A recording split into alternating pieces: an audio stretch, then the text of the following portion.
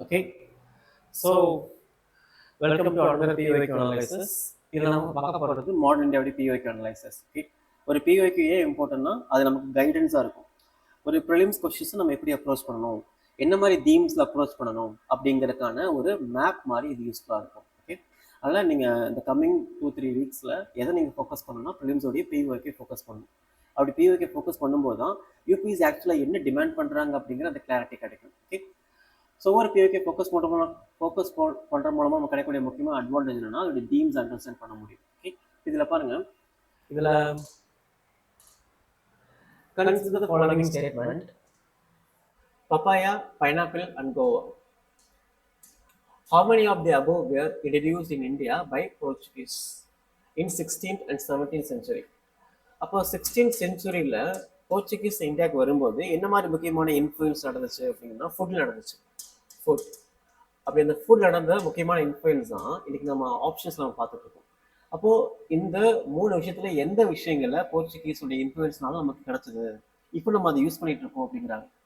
So only one, only two, all three and இந்த மாதிரி options நமக்கு ட்ரிக்கியான ஆப்ஷன்ஸ். ஓகே, ஸோ இந்த இடத்துல நீங்கள் என்ன பண்ணணும்னா British and Portuguese and Danish and French and Dutch. So இவங்க எல்லாருமே இந்தியாவில் வந்து என்ன பண்ணாங்க, ட்ரேட் பண்ணாங்கல்ல. ஸோ இவங்களுடைய அந்த இன்ஃப்ளூயன்ஸ் என்ன அப்படின்னு தெரிஞ்சுக்கணும். என்ன மாதிரி இன்ஃப்ளூயன்ஸ் பண்ணியிருந்தாங்க, ஹிஸ்ட்ரியில் என்ன மாதிரி இன்ஃப்ளூயன்ஸ் பண்ணியிருந்தாங்க, அண்ட் ஜியோகிரஃபியில் என்ன மாதிரி இன்ஃப்ளூயன்ஸ் பண்ணியிருந்தாங்க, அண்ட் அக்ரிகல்ச்சரில் என்ன மாதிரி இன்ஃப்ளூயன்ஸ் பண்ணியிருந்தாங்க, அண்ட் ட்ரேட்ல என்ன மாதிரி இன்ஃப்ளூயன்ஸ் பண்ணியிருந்தாங்க, அட்மினிஸ்ட்ரேட்டிவ்ல என்ன மாதிரி இன்ஃப்ளூயன்ஸ் பண்ணியிருந்தாங்க. இந்த மாதிரி ஆங்கிள் நம்ம படிக்கும்போது என்ன பண்ண முடியும், இந்த மாதிரி கொஸ்டின்ஸை சால்வ் பண்ண முடியும். இப்போ நெக்ஸ்ட் டைம் நீங்கள் அந்த யூரோப்பியன் இன்வைடர்ஸை பற்றி நீங்கள் படிக்கும்போது ஒவ்வொரு யூரோப்பியன் இன்வைடர்ஸும் இந்தியாவில் வரும்போது என்ன மாதிரி முக்கியமான சேஞ்சஸும் இன்ஃப்ளூயன்ஸும் நடந்துச்சு அப்படின்னு தெரிஞ்சுக்கணும். அப்படி தெரிஞ்சுக்கும் போது தான் இந்த மாதிரி கொஸ்டின் என்ன பண்ண முடியும், ஆன்சர் பண்ண முடியும். ஸோ இந்த கொஸ்டின்ஸ் ஆன்சர்னா ஆல் 3 கரெக்ட். ஸோ இவங்க எல்லாருமே என்ன பண்ணாங்க, இங்கே இன்ட்ரடியூஸ் பண்ணியிருந்தாங்க. Okay, and another important thing here நான் கொடுத்துருப்பேன். போர்ச்சுகீஸ் வேறெல்லாம் இன்ட்ரடியூஸ் பண்ணியிருந்தாங்கன்னா sweet potato, arrowroot, cassava and tomato, chillies, pumpkin, papaya, pineapple, guava, custard, groundnut, cashews, tobacco, American cotton and rubber. இதெல்லாமே அவங்க இன்ட்ரடியூஸ் பண்ண முக்கியமான விஷயங்கள்.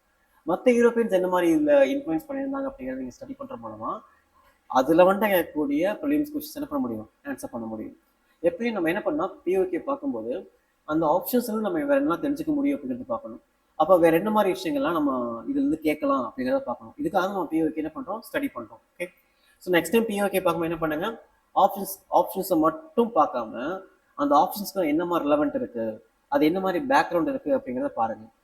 எக்ஸ்ட்ரா பண்ணுங்க, ஆன்சர் மட்டும் பார்க்காம கூட வேறு என்ன மாதிரி இன்ஃபர்மேஷன்லாம் கிடைக்கும், வேறு என்ன மாதிரி ஏரியாவில் அதில் கவர் பண்ண முடியும் அப்படின்னு தெரிஞ்சுக்கணும். ஓகே, ஸோ இந்த மாதிரி கவர் பண்ண கிடைக்கும். அந்த ஆக்சுவல் UPSC உடைய பல்ஸ் தெரிஞ்சுக்க முடியும்.